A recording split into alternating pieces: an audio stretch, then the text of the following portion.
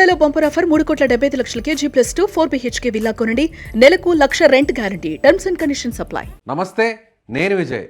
ప్రస్తుతం యావత్ దేశమంతా కూడా ఆదివారం జరగబోతున్నటువంటి India New Zealand T20 world cup final match కోసం ఎదురు చూస్తుంది. ఈ మ్యాచ్లో న్యూజిలాండ్ పై గెలిచి ఇండియా వరుసగా ఈ ఏడాది కూడా అంటే 2026లో కూడా వరల్డ్ కప్ని గెలవాలనేటువంటి ఆశతో కోట్లాది మంది భారతీయులందరూ కూడా ఎదురు చూస్తున్నారు.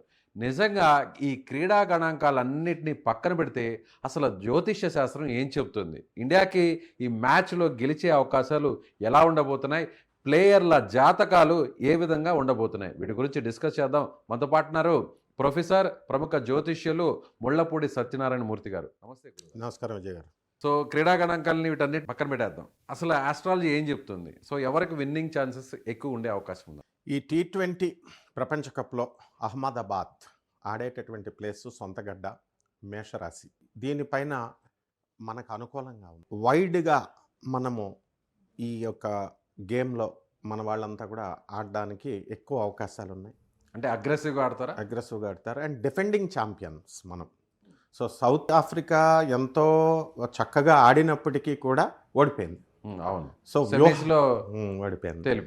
వ్యూహాలు మారుస్తారు మన వాళ్ళు. ఇప్పుడు వ్యూహాలు మార్చి ఆడేటటువంటి విధానంలో వాళ్ళు అన్ని ఫార్మాట్స్లో కూడా ఆడగలిగేటటువంటి మనగాడు, శతాబ్దానికి ఒక్కసారే పుట్టేటటువంటి బుమ్రా.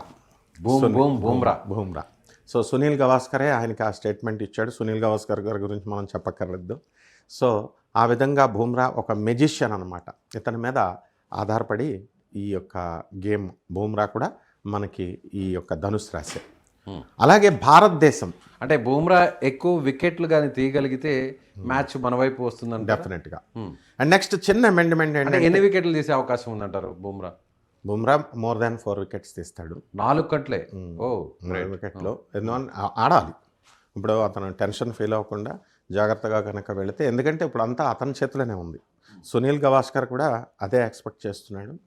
అండ్ రెండో స్పెషలిస్ట్ పేసర్ హర్షదీప్ అద్భుతమైనటువంటి బంధాలు సంధిస్తాడు. ఈ హర్షదీప్ కూడా మేషరాశి. ఏలినాట్స్ అని జరుగుతుంది. అన్ఎక్స్పెక్టెడ్. ఏలినాట్స్ అంటే అన్ఎక్స్పెక్టెడ్. అతను డిఫెండింగ్ ఛాంపియన్ కాబట్టి దంగల్ సినిమాలో కూడా మనకు అమీర్ ఖాన్ అదే చెప్తాడు, డిఫెండింగ్గా వెళ్ళు, డోంట్ గో అగ్రెసివ్గా వెళ్ళొద్దు, ఆలోచన ఇదవుతుంది అని చెప్తారు. భారతదేశం మనం ఎలాగైనా సరే మనం కప్పు కొట్టుకొచ్చేయడం ఖాయం ఈసారి. కానీ హర్షదీప్ సింగ్ మొన్న మ్యాచ్లో లాస్ట్ సెమీస్ మ్యాచ్లో తేలిపోయాడు. 60కి పైగా అతను కూడా రన్స్ ఇవ్వడం జరిగింది. వికెట్స్ ఒక్క వికెట్ తీసాడు కానీ విపరీతమైన వైడ్స్, ఎక్స్ట్రా రన్స్ ఇచ్చాడు. మళ్ళీ తిరిగి ఫామ్లోకి వస్తాడు. అయితే సిరాజ్ని ఇతనికి ఆల్టర్నేటివ్గా వేసుకుంటారు ఇప్పుడు. అంటే ఇప్పుడు ఎవరిని పక్కన పెడతారు? హర్షదీప్ని పెట్టి సెమీస్లో కీలకంగా వరుస పెట్టి వైడ్లు చేసినటువంటి హర్షదీప్ కంటే కూడా సిరాజ్ ది బెస్ట్ అని చెప్పి. ఎందుకంటే కుంభరాశి అతను సిరాజ్. అందువలన కొన్ని వ్యూహాలు మారుస్తున్నారు. మార్చే ఎక్స్పెక్ట్ చేయడానికి లేని విధంగా అన్ఎక్స్పెక్టెడ్గా ఈ వ్యూహాలతో మన వాళ్ళు చేస్తున్నారు. అండ్ ఆడితే హర్షదీప్ ఫామ్ లోకి వచ్చే ఛాన్స్ ఉంది. కాకపోతే హర్షదీప్ ప్లేస్ లో ఒకవేళ సిరాజ్ ఆడిచ్చేటువంటి ఛాన్సెస్ కూడా ఉన్నాయి. 100% ఉన్నాయి. ఓకే. మళ్ళీ మనకి ఈ ఫైనల్ ఎంపైర్స్గా ఇల్లింగ్వర్త్ అండ్ నెక్స్ట్ వార్ఫ్ ఉండడము, and next 3rd and 4th ఎంపైర్స్గా సౌత్ ఆఫ్రికాకు చెందినటువంటి అల్లాహుద్దీన్ పాలేకర్, ఏడ్రియన్ హోల్స్టాక్ని ఐసీసీ డిక్లేర్ చేసింది.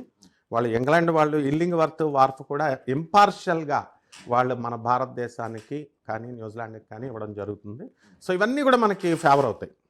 అలాగే ఇప్పుడు ఇల్లింగ్వర్త్ కూడా last time T20 world cup ఫైనల్లో కూడా ఈయనే అంపైర్గా ఉన్నది. అది కూడా ఒక సెంటిమెంట్ డెఫినెట్గా. అందువలన మనకి ఇప్పుడు కావలసినటువంటి వరుణ చక్రవర్తి సూపర్ 8లో అక్కడి నుంచి ఊహించనిటువంటి ఎదురు దెబ్బ తగిలింది. సెల్ఫ్ కాన్ఫిడెన్స్ కొంచెం దెబ్బతింది. ఇవన్నీ కూడా తీసుకొని మనం కులదీప్ని ఫైనల్లో ఆడించేటటువంటి అవకాశాన్ని పరిశీలిస్తున్నారు. ఓకే. బౌలింగ్లో ఇప్పుడు 2 మార్పులు జరిగే అవకాశం ఉందంటారు. ఒకటి ఏదైతే హర్షదీప్ సింగ్ ప్లేస్లో సిరాజ్ని, మన హైదరాబాద్ బౌలర్ సిరాజ్ని ఆడించే ఛాన్సెస్ ఉండొచ్చు. అదేవిధంగా ఇప్పుడు ఎవరైతే వరుణ్ చక్రవర్తి తేలిపోయాడో ఆల్రెడీ మనం చూస్తున్నాం లీగ్ మ్యాచెస్లో అన్నీ కూడా వరుసగా సెమీస్లో కూడా తేలిపోయాడు. సో ఆయన ప్లేస్లో మళ్ళీ తిరిగి కుల్దీప్ని ఆడించే ఛాన్స్ ఉంది. సో కుల్దీప్ని ఆడిస్తే కుల్దీప్కి ఏమన్నా వికెట్స్ పడతాయి? డెఫినెట్గా పడతాయి. ఎందువల్లంటే గురుడు జన్మరాశిలో ఉన్నాడు ఆయనకి, మిథున రాశిలో. తర్వాత ఈ యొక్క ఫేవరబిలిటీ రాహు, మనకు ఉన్నటువంటి రాహు, కుజ, బుధ, శుక్ర గ్రహాలన్నీ కూడా మనకి కుంభరాశిలో ఉండడము, శని వక్రించి మీనరాశిలో ఉండడము, ఈ కులదీప్ని కనుక ఫైనల్లో ఆడించేటటువంటి అవకాశాన్ని కనుక పరిశీలిస్తే డెఫినెట్గా మనం ఇండియా గెలవడానికి అవకాశాలు ఉన్నాయి. రైట్. అలాగే ఫార్మాట్ ఏదైనా సరే బంతి చేతికిస్తే చాలు సానుకూల రిజల్ట్ని రప్పించేటటువంటి బూమ్రా మీదే మొత్తం మ్యాచ్ అంతా కూడా ఉంది. సో ఈ విధంగా మనకున్నటువంటి జట్టుని మనం సాధికారకంగా ప్రజెంట్ చేసుకోలేకపోవడం, మనకున్నటువంటి కొన్ని లోపాలను అధిగమించాలి మనం. ఇక బ్యాటింగ్ విషయానికి వస్తే ఎలా ఉందంటారు? బ్యాటింగ్లో అభిషేక్ శర్మ, అందరూ ఇప్పుడు అభిషేక్ శర్మ గురించి మాట్లాడుతున్నాడు. అసలు టీంలో ఉంటాడా ఉండడా? So T20 world cup start అయ్యక ముందు వరకు కూడా అద్భుతమైన ఫామ్లో ఉన్నాడు, ఒంటి చేత్తో మ్యాచ్ని గెలిపించాడు. బట్ వరల్డ్ కప్లోకి రాగానే వరుసగా డకౌట్స్, ఒక్క జింబాబ్వే మ్యాచ్ తప్ప మిగిలిన అన్ని మ్యాచ్ల్లో కూడా తెలిపాడు. సచిన్ టెండూల్కర్ సొంత రికార్డులు ఎన్నో ఉన్నాయి. అటువంటి ఆయన వరల్డ్ కప్లో ఆయన ఏ ప్రతిభ చూపించకపోయినా మన వాళ్ళంతా తీసుకొచ్చారుగా. ఆ విధంగా ఇతన్ని కూడా ఇప్పుడు పికప్ అవుతాడు. కొనసాగిస్తారా? టీంలో ఉంటాడా? కొనసాగిస్తారు. అదే అంటున్నారు, వ్యూహాలు మారుస్తారు అన్ఎక్స్పెక్టెడ్గా. ఎందువలనంటే అంటే నేను అడిగేది జ్యోతిష శాస్త్ర ప్రకారం అభిషేక్ శర్మ టీంలో ఉంటాడా ఉండడా? ఉంటాడు. ఉంటే ఆడతాడా? ఆడతాడు. ఓకే, డెఫినెట్గా ఆడతాడు. అంతేకాకుండా మన జట్టు ఇప్పుడు సొంత గడ్డ మీద ఎప్పుడూ మనం ఎవరికి ఛాన్స్ ఇవ్వలేదు. తర్వాత ఏ ఫార్మాట్లో అయినా సరే వరల్డ్ కప్ గెలిచిన చరిత్ర మంది. అదే లెగసీని కొనసాగిస్తూ మనం వస్తాం. అండ్ డెఫినెట్గా టోర్నీలో జట్టు ప్రదర్శన అనేటటువంటి సాధికారకంగా ఉండాలి. అది లేదు మనకి, అది ఒక బలహీనత మనకి.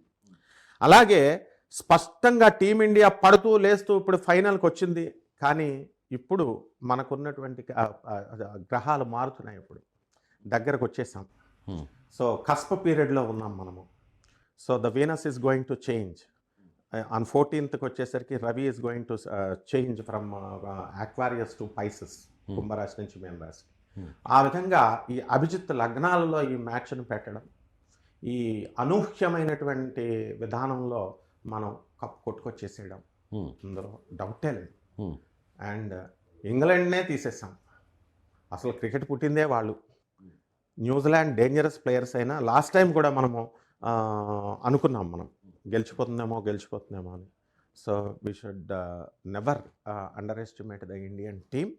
And they are very energetic. ఆస్ట్రాలజికల్గా కూడా ఫిజికల్గా కూడా మనకి 100% ఎక్కువ ఛాన్సెస్ ఉన్నాయి. ఓకే, ఎంత స్కోర్ చేసే ఛాన్స్ ఉంటుందంటారు? మనకి ఫస్ట్ బ్యాటింగ్ ఒకవేళ ఇండియా వస్తే ఎన్ని రన్స్ కొట్టే ఛాన్స్ ఉందంటారు? స్కోర్ మామూలే. మొన్న కొట్టిన దాని మీద ఒక 10, 260 కొడతారా? More than nearly to 300. 300.